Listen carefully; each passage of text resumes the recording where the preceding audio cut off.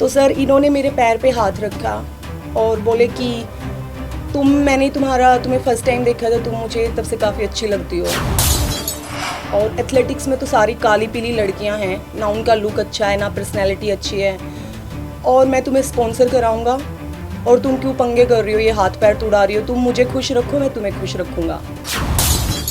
और इन्होंने मेरे साथ उस टाइम मिसबिहेव करने की कोशिश की, लाइक छीना झपट्टी, और इन्होंने मेरा टी शर्ट भी फाड़ दिया उस टाइम।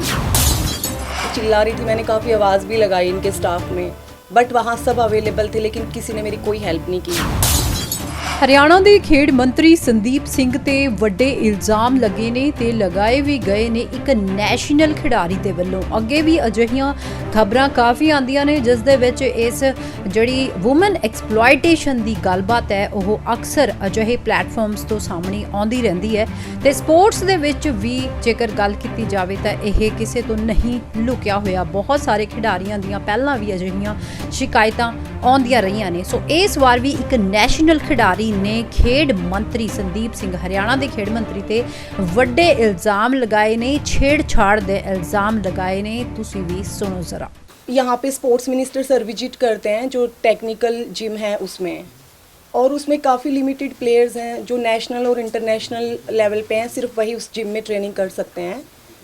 तो उसके बाद संदीप सर ने मेरे को जिम में देखा, देन उन्होंने मेरे को इंस्टाग्राम पे कांटेक्ट किया, जो कि एक वैनिश मोड है जिसमें आप कोई भी कॉन्वर्सेशन करते हैं तो वो कॉन्वर्सेशन साथ साथ गायब हो जाता है, उसका कोई रिकॉर्ड नहीं रहता।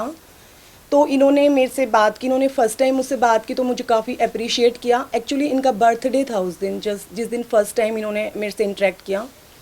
तो बीइंग ए प्लेयर, क्योंकि वो हॉकी में एक ओलंपियन एथलीट रहे हैं, काफ़ी कुछ उन्होंने अचीव किया है देश के लिए, तो मेरे लिए वो एक कुछ सेकंड के लिए एक प्राउड मोमेंट था कि इतने सीनियर एथलीट साथ में वो स्पोर्ट्स मिनिस्टर हैं, तो मैं काफ़ी खुश हुई।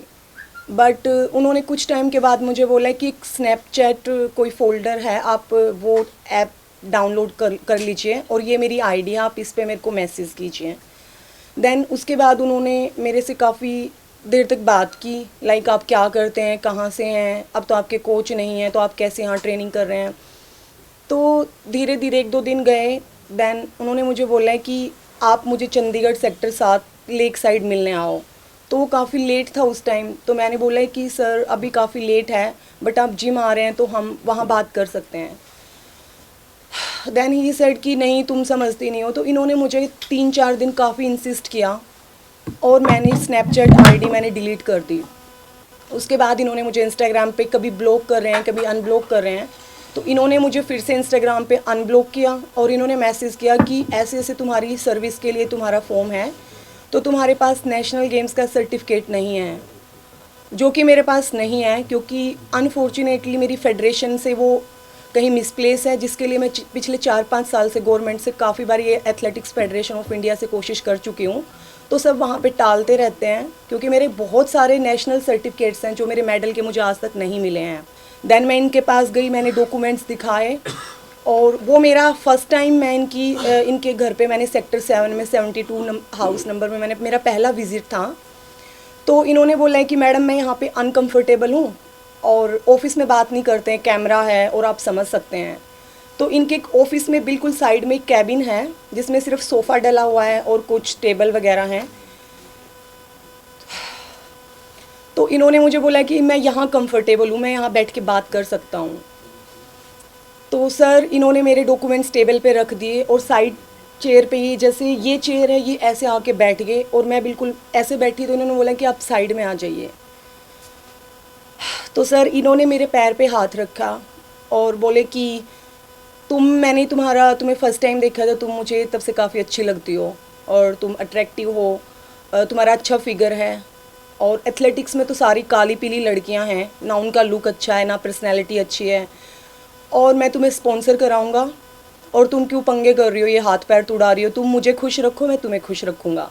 और मैं उठी तो ये इधर से घूम के यहाँ आए और ये यहाँ बैठ गए। तो इस साइड टेबल था, वो अलग चेयर थी, मेरा रास्ता ब्लॉक हो गया और इन्होंने मेरे साथ उस टाइम मिसबिहेव करने की कोशिश की, लाइक छीना झपट्टी, और इन्होंने मेरा टी शर्ट भी फाड़ दिया उस टाइम। और आई वॉज क्राइंग और मैं चिल्ला रही थी, मैंने काफ़ी आवाज़ भी लगाई इनके स्टाफ में, बट वहाँ सब अवेलेबल थे, लेकिन किसी ने मेरी कोई हेल्प नहीं की। और सर मैं एक स्पोर्ट्स गर्ल रही हूँ, तो मेरे को थोड़ा सा था कि शायद नॉर्मल जो लड़कियाँ होती हैं उनमें से शायद मेरे में थोड़ा सा strength comparison to other girls में थोड़ा फिट थी। और मैंने इन्हें रिक्वेस्ट किया कि सर प्लीज़ मुझे जाने दीजिए। तो ये बोले कि देख लो तुम्हारी नौकरी का सवाल है और बाकी तुम अपने मुंह से सारे काम ख़राब करती हो, और अगर तुम मुझे खुश नहीं रख सकती ना तो तुम किसी को खुश भी नहीं कर सकती, और ना तुम्हें नौकरी मिलेगी। और तुम्हें फैक्ट ये है कि तुम्हें अपना शक्ल सूरत, अपना रंग, अपनी हाइट इस्तेमाल करनी नहीं आती।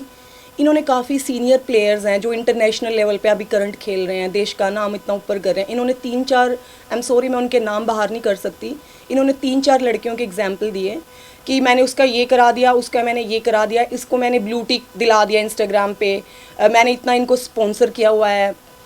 सर मैंने इन्हें बोला कि सर प्लीज़ मुझे जाने दीजिए, मुझे ये जॉब नहीं चाहिए।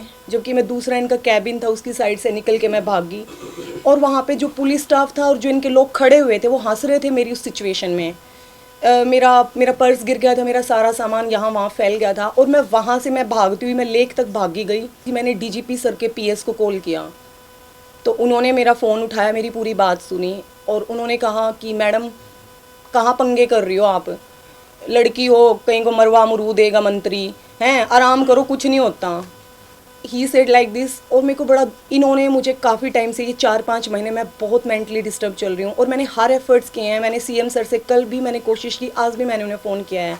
कल होम मिनिस्टर सर के घर में 3 घंटे अम्बाला खड़ी रही, पिछले 15 दिन से मैं कोशिश कर रही हूँ उनसे, अनिल वीर सर से बात करने की, बट सब मेरा मुद्दा सुनते हैं, सर की नॉलेज में डालते हैं, लेकिन कोई एक्शन नहीं लेता। ਪ੍ਰੋਫੈਸ਼ਨਲਿਜ਼ਮ ਦੀ ਆੜ ਹੇਠ ਅੱਜਕੱਲ ਬਹੁਤ ਸਾਰੇ ਅਜਿਹੇ ਬਡਿੰਗ ਆਰਟਿਸਟ ਨੇ ਤੇ ਸਪੋਰਟਸ ਦੇ ਪਲੇਅਰ ਨੇ ਜੋ ਇਸ ਦਾ ਸ਼ਿਕਾਰ ਵੀ ਹੁੰਦੇ ਰਹੇ ਨੇ। ਕੁਝ ਖਬਰਾਂ ਸਾਹਮਣੇ ਆ ਜਾਂਦੀਆਂ ਨੇ ਤਾਂ ਕੁਝ ਫਿਰ ਸ਼ਰਮ ਦੇ ਮਾਰੇ ਚੁੱਪ ਕਰਕੇ ਬੈਠ ਜਾਂਦੇ ਨੇ। ਪਰ ਜਿਹੜੀ ਇਹ ਖਬਰ ਸਾਹਮਣੇ ਆਈ ਹੈ, ਇਸਨੇ ਇੱਕ ਵਾਰ ਜਿਹੜੇ ਵੱਡੇ ਸਪੋਰਟਸ ਮਿਨਿਸਟਰ ਨੇ ਇਹਨਾਂ ਦੀ ਛਵੀ ਤੇ ਦਾਗ ਜਿਹਾ ਲਗਾਉਣ ਦਾ ਕੰਮ ਤਾਂ ਕਰ ਦਿੱਤਾ ਤੇ ਇਸ ਨੂੰ ਧੋਣ ਦਾ ਕੰਮ ਹੈ ਜਿਹੜਾ ਉਹ ਸਪੋਰਟਸ ਮਿਨਿਸਟਰ ਦੇ ਵੱਲੋਂ ਕੀਤਾ ਜਾ ਰਿਹਾ ਤੇ ਸਾਰੇ ਦੋਸ਼ਾਂ ਨੂੰ ਵੀ ਨਕਾਰਿਆ ਜਾ ਰਿਹਾ ਹੈ। ਉਹਨਾਂ ਵੱਲੋਂ ਕਿਹਾ ਜਾ ਰਿਹਾ ਕਿ ਉਹ ਤਾਂ ਹਮੇਸ਼ਾ ਹੀ ਹਰੇਕ ਸਪੋਰਟਸ ਪਲੇਅਰ ਦੀ वैल्यू समझते ने ते मदद भी करते हैं।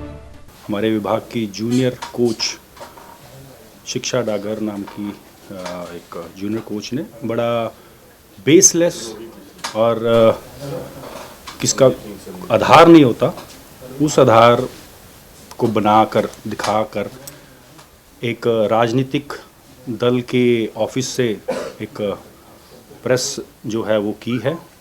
और मुझे बड़ा दुख हो रहा है कि यार मैं एक खिलाड़ी होने के नाते, खिलाड़ियों की हेल्प करने के नाते उसका ये,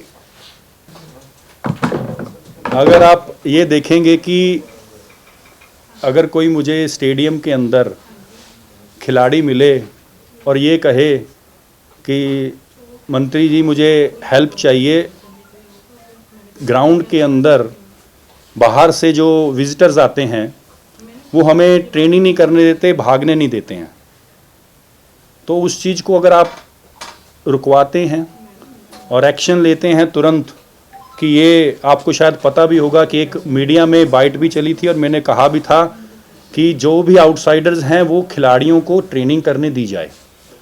तो उस समय ये जो जूनियर कोच अभी हैं उस समय खिलाड़ी थे, तो उन्होंने ये मुझे बताया था कि ये स्टेडियम के अंदर कैसे है। बाद में उनको अपॉइंटमेंट चाहिए थी, अपॉइंटमेंट दी, मिले। अपॉइंटमेंट मिलने के बाद उनका नेशनल गेम्स का कोई सर्टिफिकेट नहीं आया था, और डायरेक्टर स्पोर्ट्स को मैंने डायरेक्शन दी कि इनकी जो भी ग्रीवेंसेस है उसको सुनी जाए, और हमारे यहाँ से विभाग की तरफ से एक एप्लीकेशन ज़रूर लिखी जाए या कुछ कन्वे किया जाए एथलेटिक्स फेडरेशन को, इंडियन एथलेटिक्स फेडरेशन को या आईओए को, कि इनके जो सर्टिफिकेट हैं वो पता कर लीजिए कि ये टूर्नामेंट में पार्टिसिपेट किए हैं कि नहीं। वो होने के बाद इनकी जॉब भी लगी। हमारे यहाँ क्या है कि आउटस्टैंडिंग स्पोर्ट्स पर्सन पॉलिसी के तहत बहुत से खिलाड़ी ज्वाइन किया है, और हम जब उनको फर्स्ट पोस्टिंग का स्टेशन देते हैं, और वो स्टेशन हम उस प्रकार दे रहे थे पहले कि जहाँ जहाँ पर जिस डिस्ट्रिक्ट में जो कोच जिस गेम की कमी है उस प्रकार हम दे रहे थे। लेकिन बहुत से खिलाड़ियों का ये कहना था कि हम कॉन्टिन्यूसली खेल रहे हैं, देश की तरफ से खेल रहे हैं, हरियाणा की तरफ से खेल रहे हैं, तो हमें जो है होम डिस्ट्रिक्ट दी जाए जिससे कि हम अपनी और अच्छी ट्रेनिंग कर सकें। मैडम ने कई जगह पर फ़ोन करके मेरे से मिलने की बात की। उस समय हमारा ये सेशन भी चल रहा था, उससे पहले भी। तो कल सेशन के दौरान मैंने इनको समय दिया, यहाँ पर आए मेरे कैंप ऑफिस में, और उस समय बात हुई तो मैंने कहा कि आप एक एप्लीकेशन लिख दीजिए, और वो एप्लीकेशन जो है आपकी होम डिस्ट्रिक्ट में ना करके आप ट्रेनिंग पंचकुला के अंदर करना चाहते हैं तो हम आपको अलाउ कर देंगे। उन्होंने आप एक बार जो हमारे कर्मचारी हैं, जितने भी हमारे कोच हैं, जितने भी हमारे प्लेयर्स हैं पंचकुला के अंदर ट्रेनिंग करते हैं, उनके व्यूज़ ज़रूर लें। रिसेंटली कुछ महीने पहले जब ये कोच नहीं थी, डिप्टी डायरेक्टर हमारी वो भी OSP पे भर्ती हुए हैं, कविता हैं, वो उस समय पंचकुला अम्बाला के रेंज में थी, आजकल वो बेंगलोर NIS करने गई हुई हैं। आप उनसे भी पूछ सकते हैं, उन्होंने रिटर्न में इसकी अगेंस्ट कंप्लेंट दी हुई है डायरेक्टर को। DSO के साथ बद व्यवहार, कोचिस के साथ, प्लेयर्स के साथ बद व्यवहार है इनका, तो आप उनके बारे में वो चीज़ देखें। अब उस चीज़ को क्या करना चाहते हैं इस तरीके से, तो फिर मुझे नहीं लगता कि ये ऐसे इल्ज़ाम लगाए जा रहे हैं, इसका तो मैं पूरी जांच करवाना चाहूँगा। अगर ये है कि झूठ बोल के, कुछ ऐसा बोल के कुछ करें, तो अब जैसे आप बैठे हो, आप रिकॉर्ड कर रहे हो, मुझे पता है, लेकिन मुझे नहीं पता ना सामने वाला झूठा कुछ बनाकर अफवाहें सामने ले आए तो मेरी छवि को डैमेज करने का किसी न किसी, क्योंकि देखिए बहुत यंग एज में मुझे ये कुछ मिला है, तो बहुत ज़्यादा पॉसिबिलिटीज़ ये हैं कि मेरी छवि को डैमेज करने के लिए ये काम किया। ਹਰਿਆਣਾ ਤੋਂ ਨੀਲ ਕਮਲ ਦੇ ਨਾਲ ਚੜ੍ਹਦੀ ਕਲਾ ਟਾਈਮ TV ਬਿਊਰੋ ਰਿਪੋਰਟ।